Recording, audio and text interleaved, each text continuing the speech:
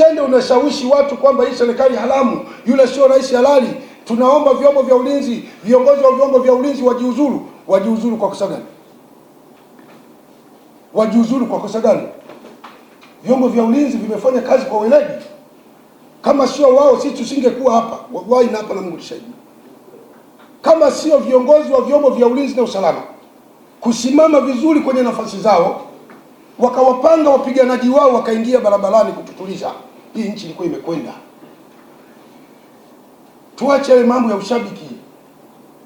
Kwa sisi tunayo sababu ya msingi, na nitawashawishi sana maaskofu, wachungaji na mashehe, kila tunapokwenda katika nyumba za ibada tuiombee Tanzania amani, na tumuombee Mheshimiwa Rais na Waziri Mkuu na Makamu wa Rais.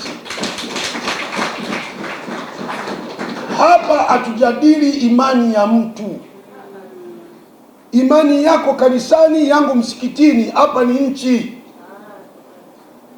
Na mimi nikikutana na askofu au mchungaji lazima nimpe heshima, kwa sababu huyu ni sehemu ya amani.